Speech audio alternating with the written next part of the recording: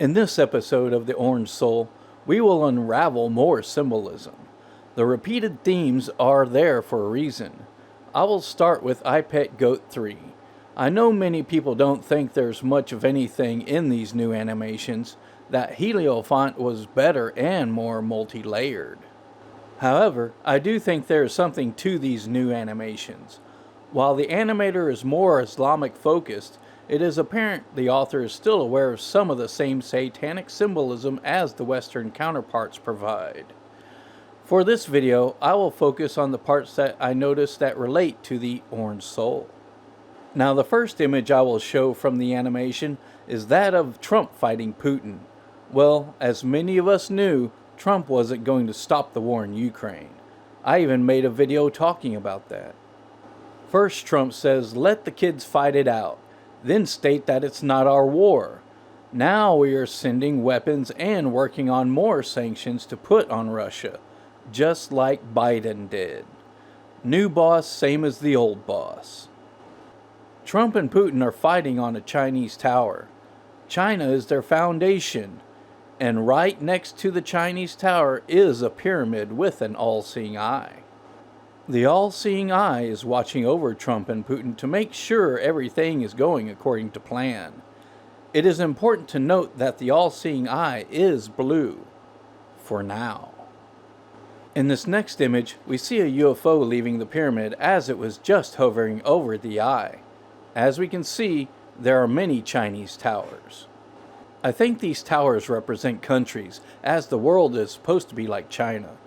That also means that Trump and Putin were fighting over a country in the earlier scene, likely fighting over the Ukraine.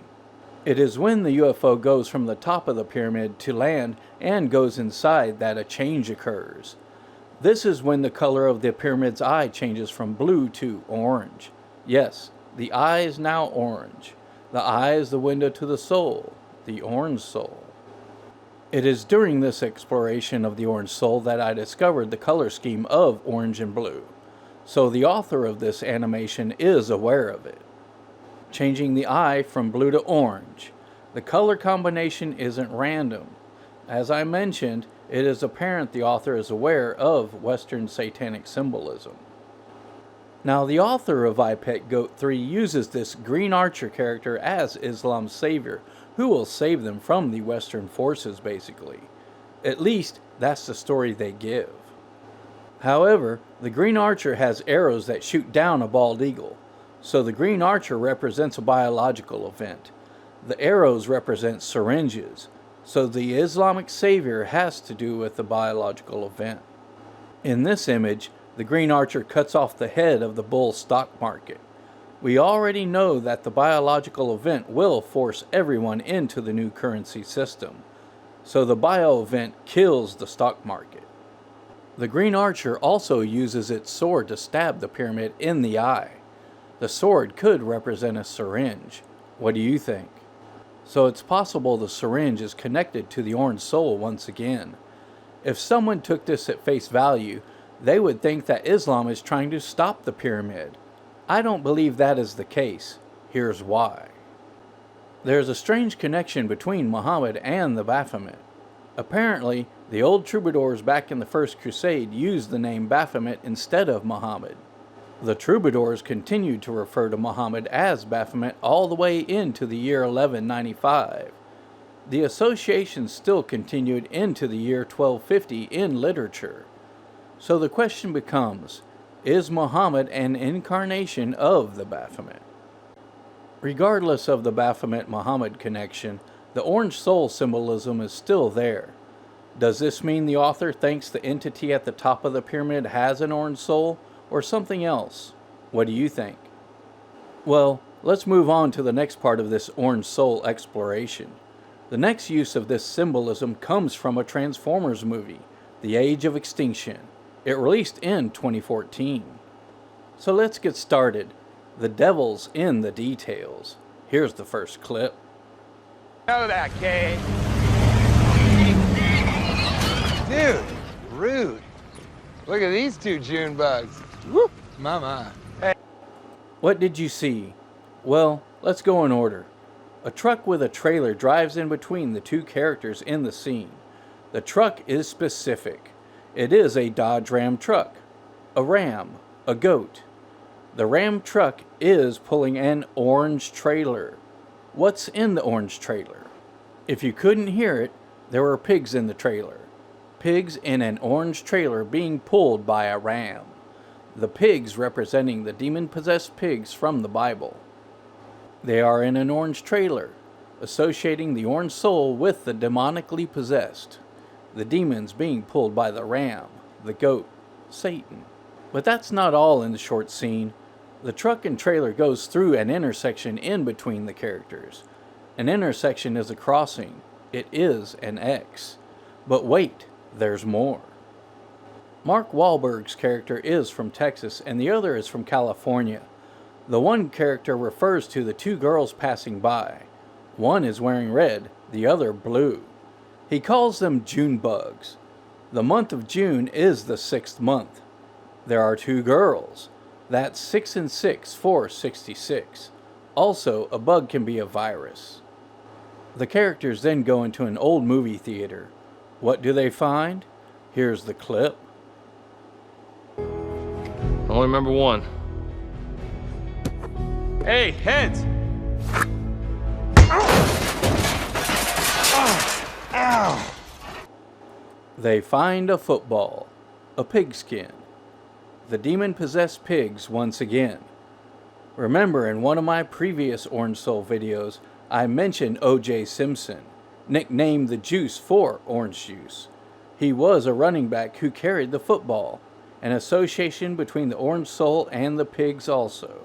I also showed the Ant-Man holding on to a deflated football in the Avengers movie, a movie where they were looking for the Orange Soul Stone.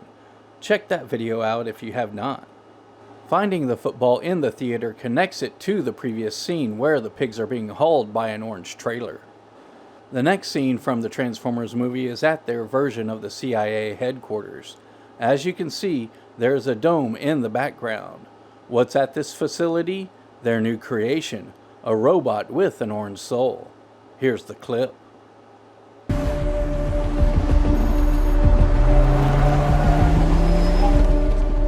think we have a lock on a high-value target. Special Operations Group is ready. What do you got? This is our military prototype, Galvatron. I don't understand it. This is the 5th iteration. Why does it keep turning out like this? It's just some bugs in the final render. I modeled Galvatron after Optimus Prime. Why does he keep looking like Megatron? The rendering sequence is almost finished. Simple coding. Algorithms! Math! Why can't we make what we want to make the way we want to make it? Why? And does that look like a consumer-friendly face to you? And what about that big hole in the chest? I think it's badass. I like it. Love it. Well, I hate it. This little gentleman has been translating for us all the information that comes from these two heads. Their history, their science, everything. Is that Megatron? Precisely. Where did you get all these? Special government contract. Now we know everything about Transformers. And now at long last, we can build them ourselves. And we can build them better. So the CEO wants to build his own Optimus robot. That's the name of Elon's robot. But for some reason, the robot they are building keeps looking like Megatron, he says. Remember, Megatron's motto from the 1980s toy line was, "Peace through tyranny." People use this for some Megatron MAGA artwork. Make Cybertron great again. Peace through strength is peace through tyranny. What the CEO doesn't realize is that there is a ghost in the machine, the ghost of Megatron, an artificial intelligence. The robot creation is possessed by something else. That is why it's not forming the way it should. So what does this say about Elon's Optimus robots? And then, of course, there is the obvious orange hole in the chest, a serpent in the chest, a spear in the chest, possession, possessed by the orange soul. Think the orange hole in the robot's chest doesn't relate to a soul? Here's the next clip. You have no soul. That is why I have no fear. You die. As you could hear and see, Optimus said Galvatron had no soul as he plunged his sword into the orange hole on Galvatron's chest, connecting the word soul to the orange hole on his chest. This also makes me think of the scene from the Omega Man, where Charlton Heston gets a spear in his chest. It's also like from the I Pet Goat 3 animation I just showed you, where the Green Archer stabs the orange eye with a sword. The Galvatron toy from the 80s didn't have an orange hole in his chest. He had an orange cannon. So the director, Michael Bay, wanted this change. He wanted the people to see this. The audience may not understand the symbolism, but he does. This was not the first time a robot had a hole in the chest. The first time many people saw this was back in 1939. That's right, the 1939 World's Fair. Michael Bay knew exactly what Galvatron was referring to. But if you have not seen it, I will play the clip of the robot with a hole in its chest. Electro, the talking robot.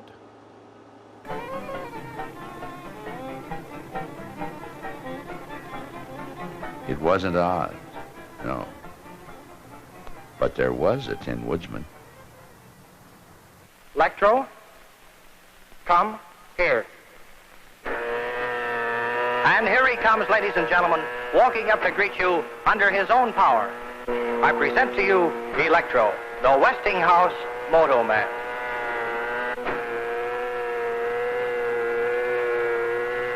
Stop.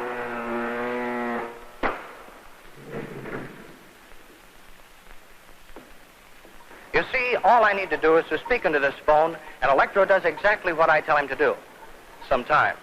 But I don't see why I'm telling Electro's story when he's perfectly able to tell his own. So let's listen and see what Electro has to say to us today. All right, Electro, will you tell your story, please? Who? Me? Yes, you. Okay, Toots. Ladies and gentlemen, I'll be very glad to tell my story. I am a smart fellow, as I have a very fine brain. That's the most remarkable thing I've ever seen. Boy, what a guard that guy'd make on my football team. Now, Electro, a moment ago you were bragging about being able to count on your fingers. Do you remember that? Well, we're going to find out about that. Now, do you remember how many children were born at the same time to a certain family up in Canada? Do you remember that? All right, let's see if you do. Count them on your right hand. 1, 2, 3, 4, 5. 5? Well, that's absolutely correct. How can he do all those things, Jim? He's full of motors, gears, cams, and photoelectric cells. You could fill a book with all the electromechanical principles involved in the thing. All he lacks is a heart and a brain. If you ask me, I'd say he had nothing but brains. Well, then all he lacks is a heart. He's not the only one. Now, when the man providing the commands to the robot talks, the light inside the chest turns on. I wonder if they used an orange light. The film is done in black and white. Do you see the connection to Galvatron? But what also caught my attention with this scripted documentary was what the audience said. The boy said the Electro robot would make a great player on his football team. Well, that's another pigskin reference, isn't it? The demon-possessed pigs, the orange soul. As I just shown the pigs being pulled in an orange trailer by a Ram truck, and many other examples I've shown in the Orange Soul series. And right at the end of the clip, the woman says the robot lacks a heart and a brain. The husband says he has nothing but brain, a nod to the robot having artificial intelligence. Did they have AI back then, or were they just telling us the future? Then the woman says that Electro just lacks a heart then. A heart, a soul. Remember, in the other clip, Optimus Prime said Galvatron had no soul, just like the woman said Electro had no heart. You have no soul. That is why I have no feeling. You die. Well, when the woman said the robot had no heart, it made me think of another robot, a Tin Man, if you will. In the same year of the 1939 World's Fair, we were introduced to The Wizard of Oz. So let's talk a little bit about The Wizard of Oz. The Tin Man, for starters. In the first image, the wizard gives the Tin Man a heart with a clock on it. Everything for its appointed time. The time on it appears to be 1:11. Is that right? Is there a better image of it somewhere? If it is 1:11, then this suggests something, since September 11th has 111 days remaining in the year. The Tin Man listens to the clock to hear the ticking, a sound, a frequency. This could be combining the orange soul with a frequency or a certain point in time. In this image, when Dorothy and Scarecrow meet the Tin Man, they have to give him oil. He's been dormant for too long. It's time to wake him up. Each of these characters in The Wizard of Oz has a characteristic associated with it. The Tin Man comes with oil. Well, that's the black goo, isn't it? What characteristic does the Scarecrow have? Well, he is the Burning Man, isn't he? The burning of man. Like the annual festival held near a lithium mine, a volcano, and Black Rock City. The Scarecrow was looking for a brain, kind of like our current society seems to have lost theirs. And what about the lion? Well, he's wearing a red bow on top of his head. It could symbolize a red hat, but I'm thinking it symbolizes a biological event, kind of like a red balloon. I will show something later in this video that ties in with this concept. The bow itself can double as an archer's bow. They have arrows. Again, arrows are syringes, and this bow is tied to a lion. In a recent video I did on a graphene ritual, I showed the lyrics to a Prince song. In it, there was a mention of a lion in his pocket. While it was sexual innuendo, it had a double meaning, an injection or a syringe reference. I also said it suggested a time period. We are now in a time period with a Lion King Trump, a Pope Leo, and the Rising Lion. Coincidentally, the Rising Lion is similar to the action of a lion in his pocket. So the lion in The Wizard of Oz seems to suggest a time period also. A time period with a red bow. But that's not all. I didn't know this until now, but they used real lion's fur to make the costume. I'm not sure what to make of that. The lion also receives a Medal of Courage. Well, that made me think of a Purple Heart. And who received 2 Purple Heart medals? Trump. He didn't get injured in battle, and neither did the lion. And before someone says T-Man was injured at a rally, many have already shown the predictive programming of that event, including me. That event was staged. Now, I haven't seen The Wizard of Oz in a long time. I was a kid when I last saw it in its entirety. So here's an image of the lion with an emerald crown. I don't know when this happened in the movie, but here it is. The lion becomes king. I know this video is going on longer than I would like it to, but I want to make sure these connected pieces are in one video, so bear with me. I will now go back to Old Faithful, WKRP. Think it won't tie into The Wizard of Oz? Think again. This clip comes from the episode Venus Rising. That's the same episode where I got the Soul Brothers clip from in the last video. It was a jam-packed episode. So in this clip, Venus Lucifer is going back to talk to the new station manager about the program director job offer. Here's the clip. WREQ, the Rambling Wreck in Cincinnati. Well, so far, what do you think? Brother Venus? Nice. Very nice. Amanda, honey, I'd like you to meet our new program director, Venus Flytrap, Amanda Dean. Hi. Well, I haven't quite actually made up my mind, but I'm beginning to. It's nice to meet you. Mr. Flytrap, is it? Sims. It's really Gordon Sims. Gordon. Gordon. On the air, it's Venus. Here now, just chatting. It's Gordon. I love it. So, when can you start? Well, I don't know even if I... A week. Give them a week. That's all they need. 2 weeks. 2 weeks is fair. You're right. I'm out of order, too. Is good. So when do I see the other DJs? The DJs? The DJs, he says. There's been a couple of changes there, too. It's top secret stuff. We haven't even told the trades yet. See, Venus, we are automated. Just like NASA, first class across the board. Amanda, honey, why don't you let Venus see Max? Sure. It's just like the Wizard of Oz. What's that?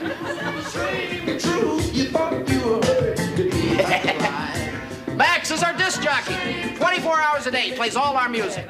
You see, with you on the air every night, people will still think we're live. Amanda, honey, could you turn up? Venus, there are already 1,500 automated stations in this country.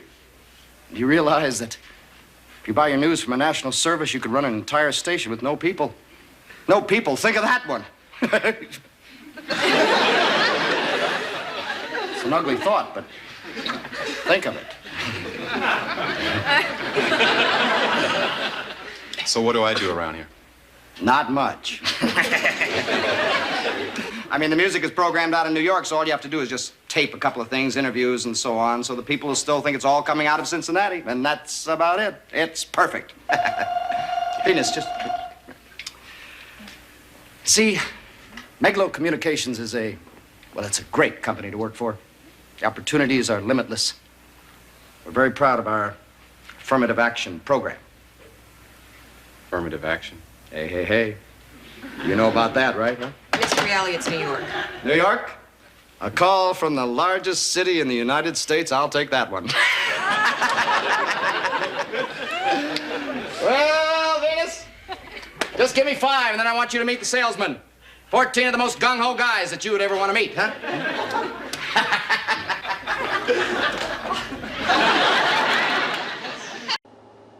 Right off the bat, we see the radio station is called Rec Radio. Notice that the Q has a lightning bolt through it. It has the imagery of a phi symbol combined with electricity. R is the 18th letter of the alphabet for 666, and the E is the 5th letter. The E is next to the Q, which is the 17th. Basically, E and the Q being 57 for the frequency.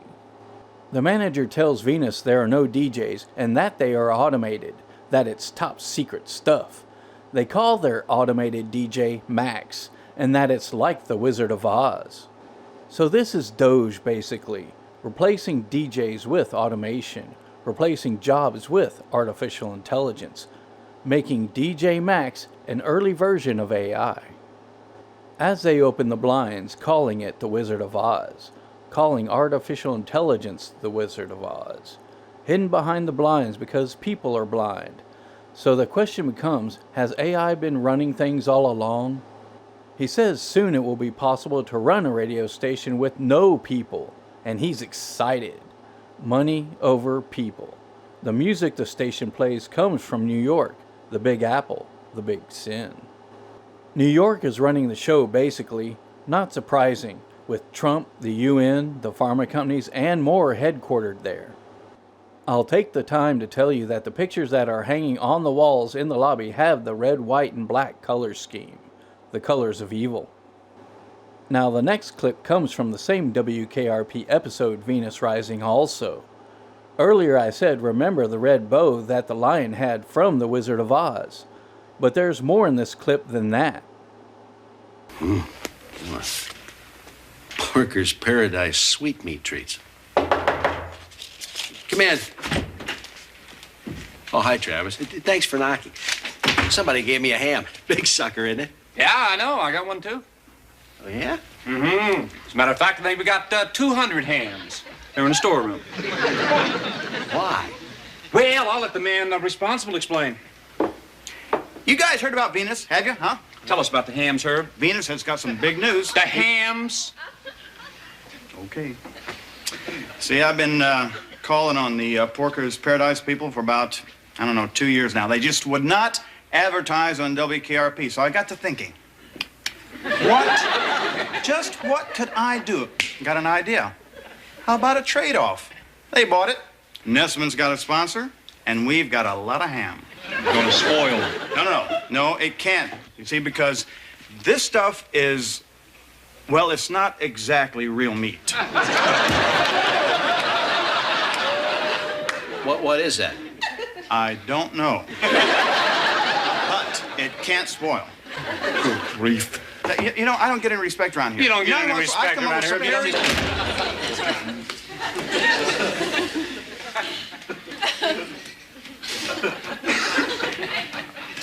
That can't spoil. Did I mention that?